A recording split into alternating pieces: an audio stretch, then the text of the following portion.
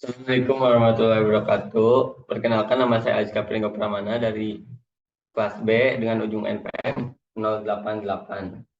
Baik, di sini saya akan memaparkan tentang perkembangan dan pertumbuhan anak.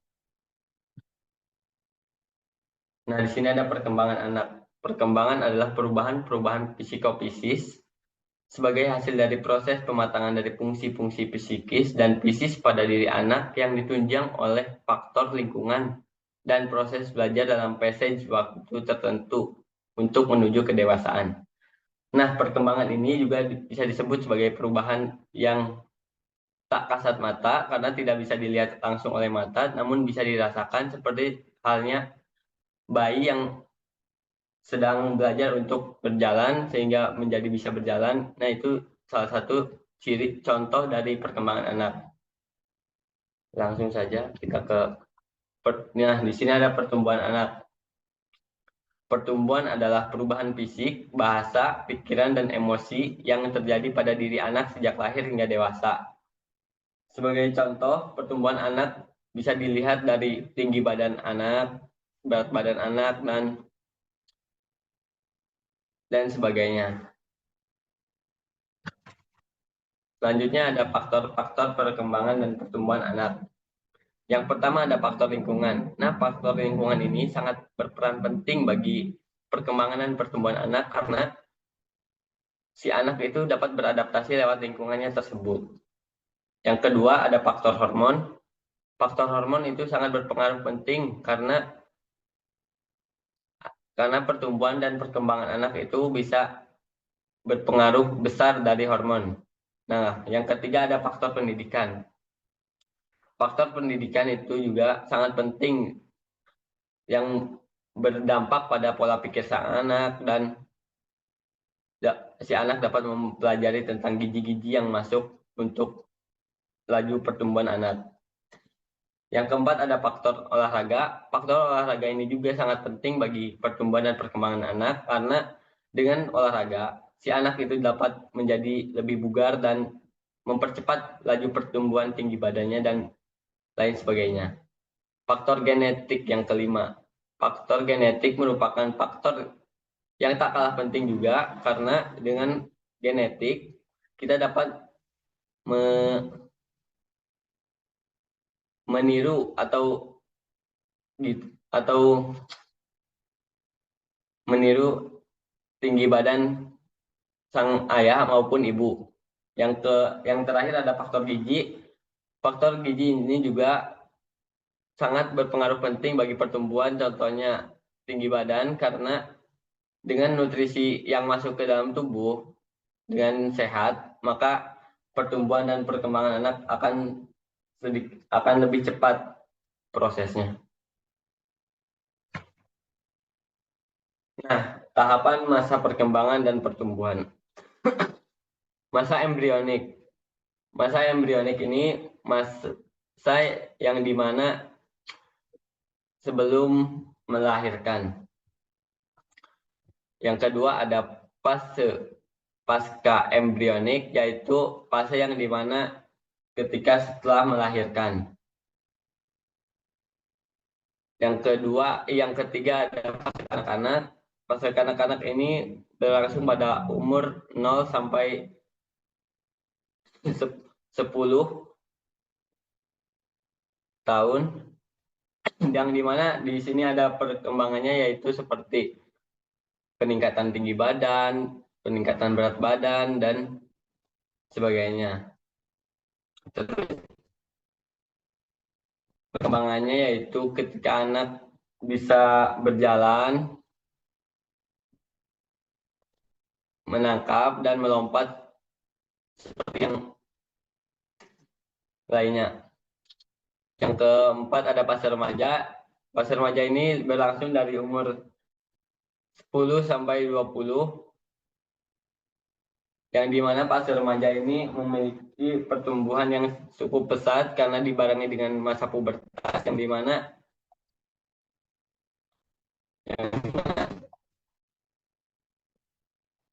masa remaja ini memiliki perubahan yang sangat besar pada tubuh si anak.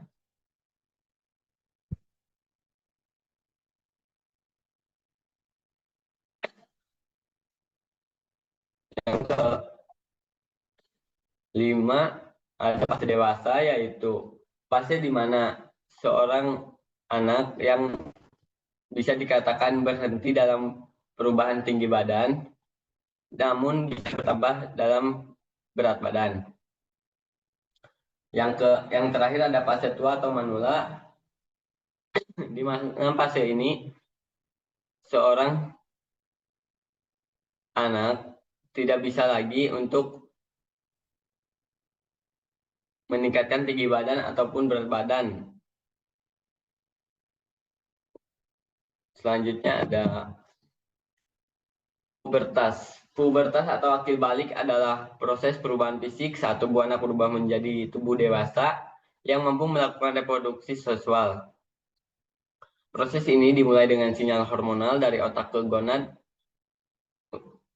terutama ovarium pada anak perempuan, testis pada anak laki-laki. Ciri-ciri pubertas.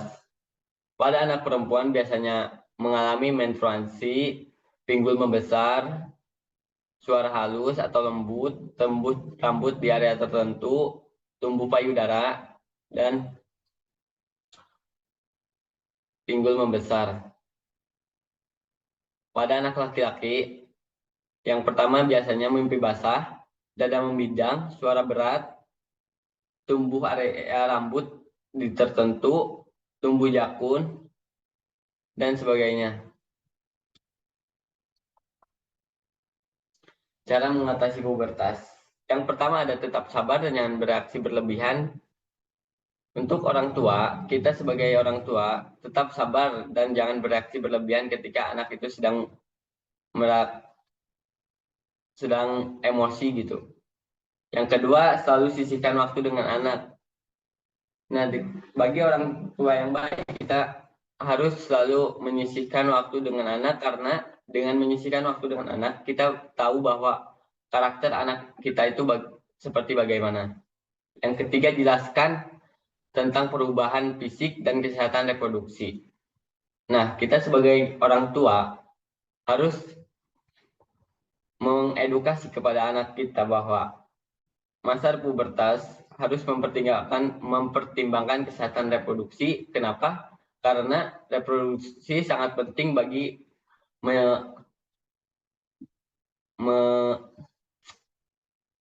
meningkatkan keturunan dan meneruskan keturunan.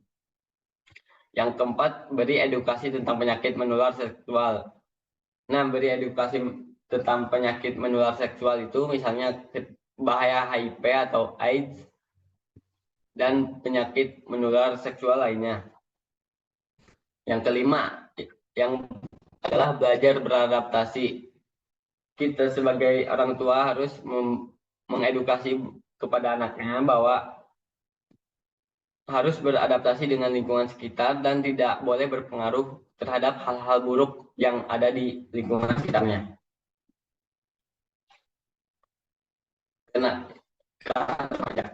Kenakalan remaja adalah suatu perubahan yang melanggar norma, aturan, atau hukum dalam masyarakat yang diperbuat oleh remaja atau transisi masa anak-anak ke dewasa.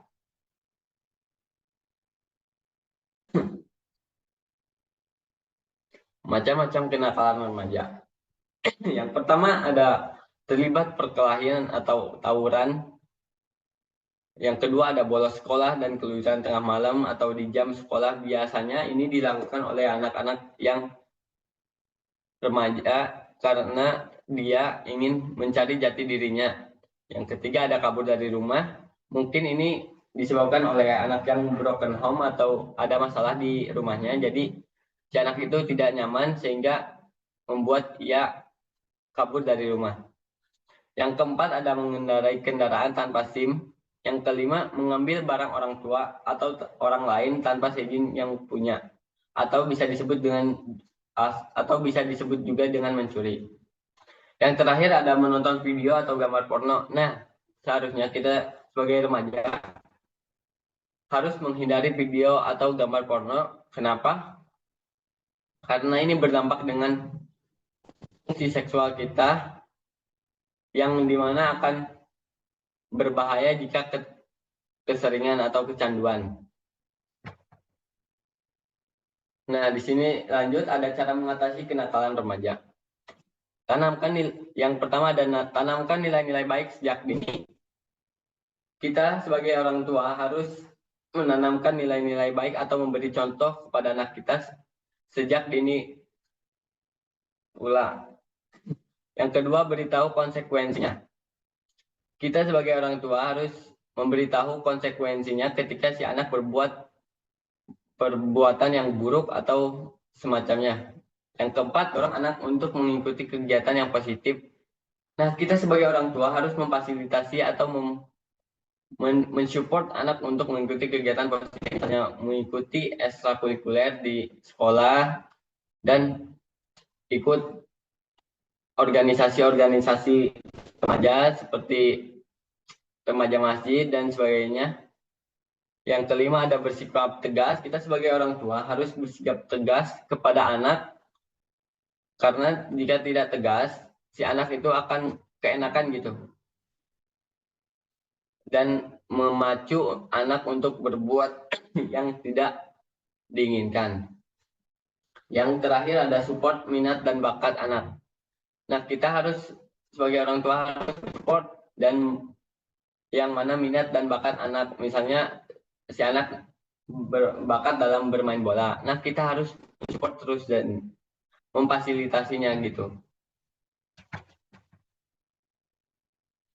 Mungkin itu saja yang dapat saya sampaikan. Kurang lebihnya mohon maaf. Wassalamualaikum warahmatullahi wabarakatuh.